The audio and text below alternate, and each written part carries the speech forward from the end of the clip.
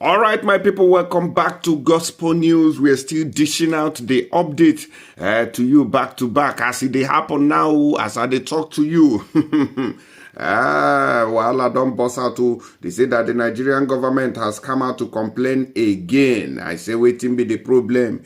They say that like Boko Haram in the north, Yoruba Nation, IPOB, a major threat for us in southwest and southeast. Nigerian military headquarters, nine come they cry you, they give the general public who say waiting, IPOB and Yoruba Nation, they do them. Say it is not fair at all. It is not something that they will be talking small, that they have to speak loud. Made them they hear their voice so that the formation of these two groups looking for freedom, looking for referendum inside Nigeria, say don't really give them heart attack. We're going to go into the details very quickly. Make una see the matter as it be. So, we'll go there. So, the Defense Headquarters, DHQ, Abuja, has said it has recorded successes against terrorists, bandits, and other criminal suspects across the nation in the year 2023. Addressing newsmen during the end of the year briefing on troops, operational activities from January to December 2023 on behalf of the Chief of Defense Staff, CDS, General Christopher Musa, the Director, Defense Media Operations, DMO, Major General Edward Buba, stated that the major threat in the southeast, which is SE, and the southwest, which is SW, was the secessionist agitations of the proscribed indigenous people of Biafra, IPOB, and the Yoruba Nation's agitators, respectively. According to Buba, the major security threats within the year 2023 were terrorism, armed banditry, kidnapping, oil theft, secessionist agitations, and the farmer-header clashes. He added that during the period, troops neutralized 6,886 terrorists and other criminal elements. Troops also arrested 6,970 suspects, rescued 4,488 kidnapped hostages, as well as recovered 3,320 assorted weapons and 39,075 assorted ammunition. Additionally, he said troops recovered 1,316,600 liters of crude oil, 60,339,420 liters of diesel, 3,465,450 liters of DPK, and the 3,544,990 liters of PMS. The threat dynamics were, however, defined along geopolitical zones, with some permitting across the regional lines. The predominant threat in the North Central, which is the NC, and the Northwest, which is the NW region, is armed banditry / terrorism, while the Boko Haram terrorists and the Islamic State West African province lingering insurgency remained the main threat in the Northeast Nigeria region.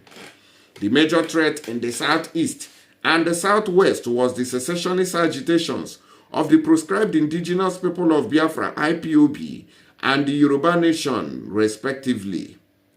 The South-South region continued to experience oil theft, cultism, and youth restiveness. However, acts of criminality such as kidnapping, armed robbery, criminal clashes, and the cattle rustling were common across the six geopolitical zones.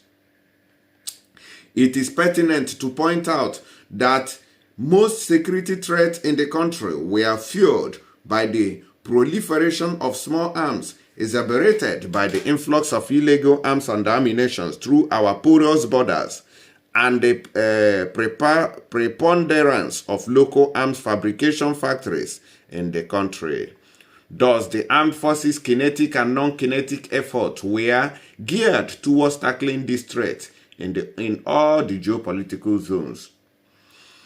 He disclosed further, the insecurity situation in year 2023 has remained fluid, complex, and dynamic, with the threat morphing in from in form and scale. This unpredictable nature of the threat and the attendant demand for stability has continued to pose significant challenges for security forces. Consequently, various forces have continued to evolve tactics, techniques, and procedures (TTP) to professionally respond to these threats. The armed forces have been developing the desired enablers to overcome the country's numerous threats. He, however, noted that the application of kinetic and non-kinetic effort in collaboration with other services and security agencies has continued to shape the operating environment in which we are in a dominant position. That's the statement coming from the army. I get one video. When I want play for una here, make una hear, they say they are calling for an end to the insecurity in the southeast. By the indigenous people of Biafra, Ekpa, about 3 years ago, is gradually becoming a lifestyle in the southeast. Mondays, which are regarded as the most important day of the week, are now a time to stay home, while Saturdays are now school days in some parts of the southeast Nigeria. As the year draws to a close, some stakeholders in the southeast are calling on both the government at the center and state governors across the southeast to make sure that the sit-at-home directive ends in 2023. For Ibe Walker, who commended President Bola Ahmed Tinubu on the reopening of the Port Harcourt refinery, he says the southeast can be more productive if given a more secure and conducive environment to thrive. We must also tread with caution as a people, not to use the wrong approach to do that. But what must be done, the insecurity situation in our southeast, which is the agitation is releasing Nnamdi Kanu and then the marginalization. But I know the president we have today will take its time and then adjust and then find a way to go about it. Bestman Yoruba is, however, of the opinion that agitation or self-determination is as a result of marginalization. One of the best approach to tackling the menace of insecurity is provision of social amenity and infrastructure. If there is development, there will be peace. Yes. And if there is peace, there will be security. The problem of security in the south is owing to marginalization and low indices of infrastructure. However, both of them agree the opposition should provide alternatives to programs, policies, and development of the people to achieve good governance. They call on the people of the southeast to put party politics aside and focus on the best way to change the story of the nation. Okay, everywhere, meaning Abian and then Nigeria, should know that politics must have come and gone. That what we are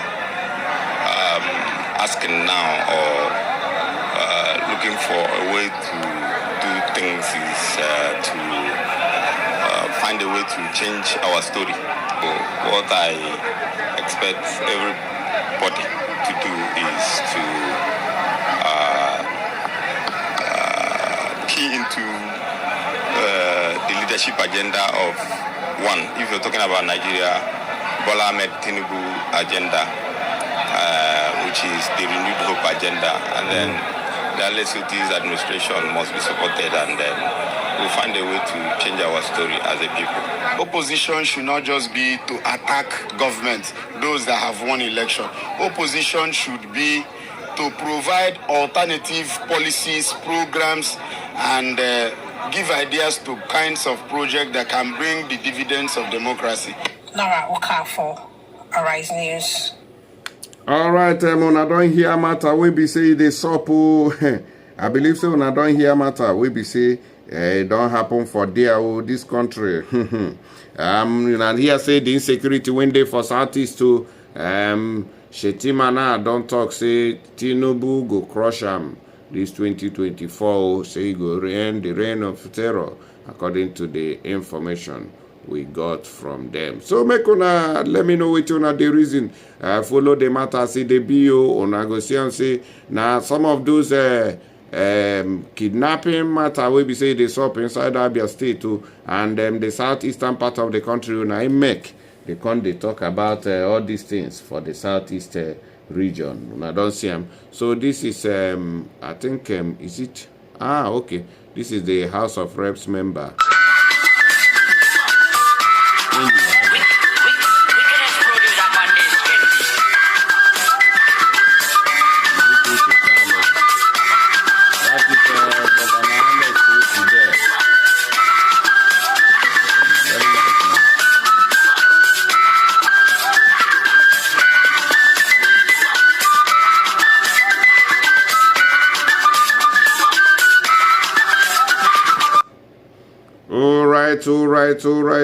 All right. I still get one more video when I want to show now very quickly. Make on they see. Neutralized between January and December 2023. Director of the Defense Media Operation, Major General Edward Buba, while giving a final operational briefing to newsmen in Abuja, commended efforts of troops in tackling crime. He also expressed sadness at the attack of innocent citizens by gunmen in the plateau, saying the military has put measures in place to ensure there is no repeat of another incident. Amadine Uyi reports. It is the last operational briefing for the year 2023. The director of the Defense Media Operation gave an update on strides achieved in the war against terrorism, banditry, and kidnapping. In the period January to December 2023, troops neutralized over 6,880 terrorists and other combatants across the theaters. Troops arrested over 6,970 persons involved in terrorism and violent extremism. Troops also rescued over 4,480 kidnapped hostages, as well as recovered over 3,300 assorted weapons and recovered over 39,000 assorted ammunition during the year. He also gave updates on the recent killings in Plateau State, located in Nigeria's north central region, and efforts being put in place by the military to ensure there is no repeat of the incidents. It is time to win the peace in the plateau. And we, as a force, are re-strategizing to make sure that we can protect our citizens, be them in the plateau or wherever, we can protect them better. We should not be limited by terrain or distance. We are re-strategizing to achieve and make that difference. The director blamed the proliferation of small arms and light weapons for the sustenance of crime in the country, especially the northwest and north central regions. He urged citizens to work with the military, especially in the area of intelligence sharing, to help eradicate crime. From Abuja, Amadine Uyi reporting for News Central. All right, I don't hear them as the matter take go, as we take see this matter, so that's how we take the talker. Make on a drop on a comment and let me know waiting on the reason. Follow this one. So Simon Ekpa actually reacted to this Shetima's the Nigerian military move, saying that like Boko Haram, that Yoruba nation and Biafra agitation are one of the things disturbing the nation. So he actually reacted to that. So let me quickly tell you what he said concerning that very, very quickly. No time to waste your time at all. All right, so we're okay. According to him, he said that they have added Yoruba nation to balance their hatred. Can they tell us what the Yoruba nation has done since Tinubu took over power? They attacked Igboho house, killed people in his house, and sent him to exile. Ever since then, there is no visible activity of Yoruba nation. They are not killing the terrorists in Yoruba land. They don't have army. They don't have Yoruba government in exile or in homeland. Please disregard this nonsense. It is to deceive international communities that they are talking tough. They are talking do on all agitators, not just Biafra.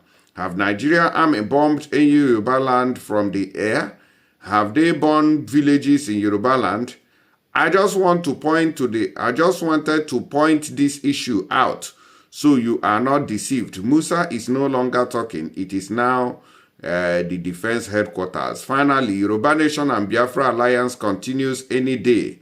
They bounce back to the struggle with arms. For now, our friendship continues. Now, waiting Simon Ekpa talk for in his tweet when he take the respond to this publication here that is on Sarah Reporters. Anyways, I go see you now for the next one. Don't forget to touch your share button very quickly, so update will be dropping back to back.